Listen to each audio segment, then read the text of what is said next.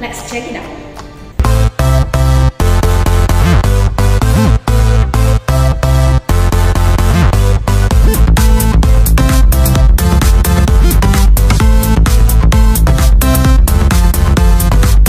Pada pertemuan kali ini, Miss Grace akan memberikan video pembelajaran akuntansi tentang buku besar. Pada pertemuan sebelumnya, kita sudah membahas mengenai jurnal umum. Sebagaimana kita tahu bahwa jurnal umum merupakan tahap pencatatan pendahuluan atau pertama. Maka dari itu, buku besar merupakan tahap pencatatan terakhir. Atau kita sebut dengan The Book of Final Entry. Untuk definisi lengkapnya, buku besar merupakan kumpulan dari akun-akun yang satu sama lain saling berhubungan dan merupakan satu kesatuan yang sistematis. Adapun bentuk-bentuk dari buku besar, yang terdiri dari buku besar bentuk T, kemudian buku besar 2 kolom, buku besar bentuk 3 kolom, dan yang terakhir buku besar bentuk 4 kolom. Adapun cara yang harus kita lakukan dalam memposting jurnal umum ke buku besar dengan benar. Pertama sekali, kita harus tahu apa yang harus kita isi pada kolom-kolom yang terdapat pada buku besar. Di sini, kita menggunakan buku besar 4 kolom atau dengan nama lain, buku besar bersaldo. Terlebih dahulu, kalian harus menuliskan judul tabel dari buku besar yang terdiri dari nama perusahaan, kemudian jenis laporan keuangan atau buku besar, dan yang terakhir periode perusahaan. Selanjutnya, kalian tuliskan nama akun dari akun yang akan kalian posting. Kemudian, kalian tuliskan nomor akunnya.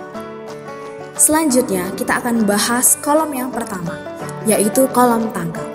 Di kolom tanggal, berisi tanggal transaksi yang sesuai dengan tanggal dari jurnal umum. Kemudian yang kedua, kolom keterangan. Berisi keterangan singkat atas transaksi apa yang terjadi. Kemudian kolom yang ketiga, ref atau referensi.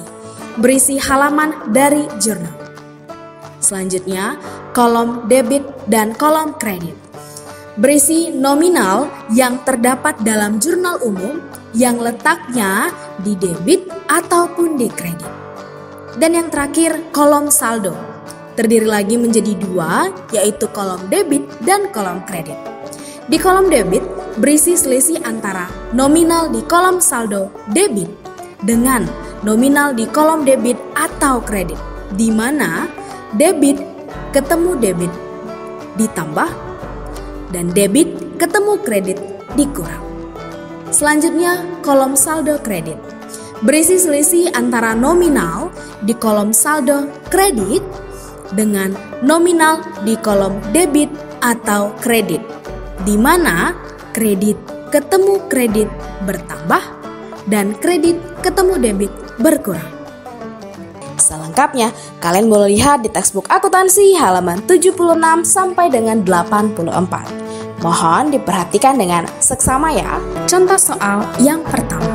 Di sini, Miss sudah sediakan jurnal umum dari perusahaan X untuk periode Juli 2014 yang terdiri dari 4 transaksi, mulai dari tanggal 1, 15, 22, dan 30. Selanjutnya kita akan lakukan posting dari jurnal umum ke buku besar. Jangan lupa untuk menuliskan judul tabel dari buku besar terlebih dahulu. Buku besar pertama yang akan kita buat yaitu buku besar untuk akun kas, sesuai dengan nomor atau kode akun yang terkecil. Tuliskan nama akun kas dan nomor akun 111.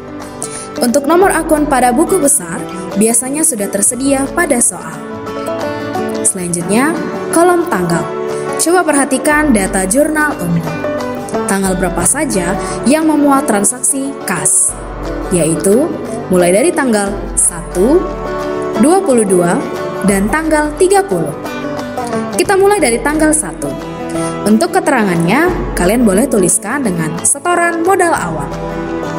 Untuk referensi, JU-1 atau Jurnal Umum halaman 1. Kemudian, kalian terakan di kolom debit sebesar 850.000. Kemudian, kalian terakan di kolom saldo debit 850.000. Kita lanjutkan ke tanggal 22. Keterangannya, menerima pendapatan. Untuk referensi, JU strip 1 atau Jurnal Umum halaman 1. Kemudian, kalian letakkan di kolom debit 150.000. Kemudian, di kolom saldo debit, kalian tuliskan 1 juta rupiah. Dari mana mendapat angka 1 juta rupiah? Kalian harus ingat, untuk kolom saldo debit jika ketemu dengan kolom debit, artinya bertambah.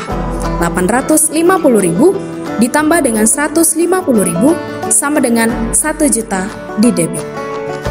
Kita lanjutkan ke tanggal 30. Untuk tanggal 30, keterangannya membayar utang usaha. Referensi JU strip 1. Kemudian di kolom kredit, kalian tuliskan 700.000 rupiah. Nah, untuk kolom saldo debit, kalian tuliskan 300.000 rupiah. Nah, untuk angka 300.000 rupiah, kalian dapat dari 1 juta dikurang 700.000, yaitu 300.000 rupiah. Mengapa nominal 300.000 diletakkan di kolom saldo debit bukan di kolom saldo kredit? Dikarenakan pada saat menghitung selisih, kolom saldo debit 1 juta lebih besar angkanya dibandingkan kolom kredit 700.000. Dengan demikian, 300.000 yang terdapat dalam saldo debit adalah saldo akhir dari kas. Setelah selesai melakukan posting buku besar untuk akun kas, selanjutnya isilah kolom referensi pada jurnal umum. Isi dengan 111, yaitu kode akun untuk akun kas. Isilah 111 di setiap tanggal yang memuat transaksi kas, yaitu tanggal 1, 22, dan tanggal 30. Tulislah angka 111 sejajar dengan akun kas. Selanjutnya, kita akan lakukan posting buku besar untuk akun perlengkapan kantor. Di sini, kalian tuliskan untuk nama akun perlengkapan kantor dan tuliskan nomor akun 112. Kita lanjutkan ke kolom tanggal. Kalian tuliskan untuk tahunnya 2014 dan kemudian bulan Juli. Perhatikan data transaksi keuangan di jurnal umum. Di tanggal berapa yang memuat transaksi perlengkapan kantor? Yaitu tanggal 15. Kemudian, kalian terakan di kolom keterangan yaitu pembelian perlengkapan kantor. Selanjutnya, di kolom referensi, kalian tuliskan JU strip 1 atau Jurnal Umum halaman 1. Selanjutnya, kalian tuliskan di kolom debit nominal 900.000 sesuai dengan yang dituliskan di jurnal umum. Kemudian, kalian tuliskan di kolom saldo debit 900.000. Nah, karena kebetulan di transaksi jurnal umum hanya terdapat satu tanggal transaksi keuangan tentang perlengkapan kantor, maka nominal 900.000 merupakan saldo akhir dari perlengkapan kantor.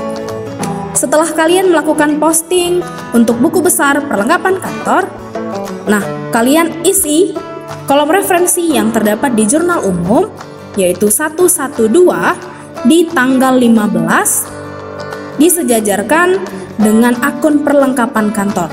Selanjutnya, kita buatkan buku besar untuk akun utang usaha dengan nomor akun 211, di mana transaksi keuangan yang berhubungan dengan utang usaha terjadi pada tanggal 15 dan 30. Sehingga saldo akhir dari utang usaha sebesar Rp200.000.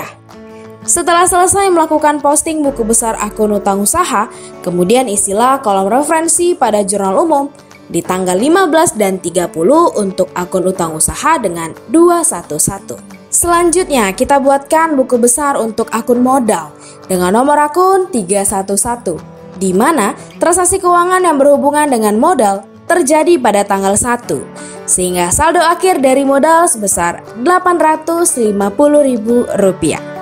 Setelah selesai melakukan posting buku besar akun modal, kemudian isilah kolom referensi pada jurnal umum di tanggal 1 untuk akun modal dengan 311. Terakhir, buku besar untuk akun pendapatan jasa dengan nomor akun 411, di mana transaksi keuangan yang berhubungan dengan pendapatan jasa terjadi pada tanggal 22, sehingga saldo akhir dari pendapatan jasa sebesar Rp150.000. Setelah selesai melakukan posting buku besar akun pendapatan jasa, kemudian isilah kolom referensi pada jurnal umum di tanggal 22 untuk akun pendapatan jasa dengan 411. Mohon disimak kembali contoh soal berikut. Perhatikan data jurnal umum bengkel sekolah untuk bulan April 2020 berikut. Pada data tersebut, terdapat transaksi keuangan sebanyak 4 kali, yaitu tanggal 3, 8, 20, dan 30 April 2020 dengan jumlah debit dan kredit yang sama atau seimbang sebesar Rp124.700.000. Perhatikan juga tabel kode akun di bawahnya yang akan digunakan pada saat melakukan posting atau pemindah bukuan ke buku besar. Buku besar pertama yang akan kita buat sesuai dengan kode akun yang terkecil, yaitu akun kas, di mana pada data jurnal umum, transaksi keuangan yang berhubungan dengan kas terjadi pada tanggal 3, 8, 20, dan 30. Kita buatkan buku besar untuk akun kas dengan membuat judul tabel terlebih dahulu, yaitu bengkel sekolah, buku besar, bulan April 2020 dalam rupiah. Kemudian kita buatkan nama akun kas dengan nomor akun 111. Setelah itu kita masukkan data jurnal umum yang terdapat akun kas, yaitu tanggal 3, 8, 20, dan 30 ke tabel buku besar akun kas dengan memperhatikan debit dan kredit, di mana jika debit ketemu dengan debit maka bertambah, sedangkan jika debit ketemu dengan kredit maka berkurang. Begitu juga sebaliknya. Sehingga saldo akhir dari akun kas sebesar Rp21.850.000 di debit. Selanjutnya, buku besar akun perlengkapan dengan nama akun perlengkapan dan nomor akun 112. Setelah itu kita masukkan data jurnal umum yang terdapat akun perlengkapan, yaitu tanggal 3, ke tabel buku besar akun perlengkapan dengan memperhatikan debit dan kredit, sehingga saldo akhir dari akun perlengkapan sebesar Rp3.250.000 di debit. Kemudian, buku besar akun peralatan dengan nama akun peralatan dan nomor akun 211. Setelah itu kita masukkan data jurnal umum yang terdapat akun peralatan, yaitu tanggal 8, ke tabel buku besar akun peralatan dengan memperhatikan debit dan kredit, sehingga saldo akhir dari akun peralatan sebesar Rp5.850.000 di debit. Selanjutnya, buku besar akun tanah dengan nama akun tanah dan nomor akun 212. Setelah itu, kita masukkan data jurnal umum yang terdapat akun tanah, yaitu tanggal 3, ke tabel buku besar akun tanah, dengan memperhatikan debit dan kredit, sehingga saldo akhir dari akun tanah sebesar Rp85 juta di debit. Kemudian buku besar akun utang Bank BCA, dengan nama akun utang Bank BCA, dan nomor akun 311. Setelah itu kita masukkan data jurnal umum yang terdapat akun utang Bank BCA, yaitu tanggal 20 dan 30 ke tabel buku besar akun utang Bank BCA dengan memperhatikan debit dan kredit, sehingga saldo akhir dari akun utang Bank BCA sebesar Rp11.050.000 di kredit. Selanjutnya, buku besar akun modal dengan nama akun modal dan nomor akun 411.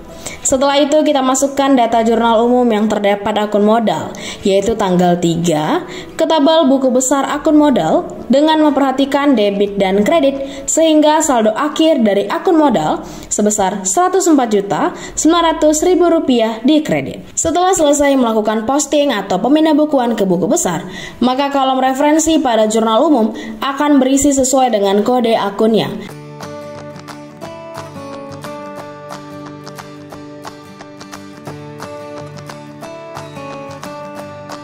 Sekian pembahasan materi pada pembelajaran akuntansi kita hari ini. Sekiranya peserta didik dapat memahami pembahasan materi yang sudah Miss berikan melalui video pembelajaran ini. Jika ada yang ingin didiskusikan terkait materi pembelajaran akuntansi, silahkan hubungi Miss Grace ya. Sekarang lanjut silahkan kerjakan tugas yang sudah di-share di Edmodo di grup kelas masing-masing. Mohon kerjakanlah dengan teliti dan sebaik mungkin. Terima kasih dan sampai jumpa di pertemuan selanjutnya.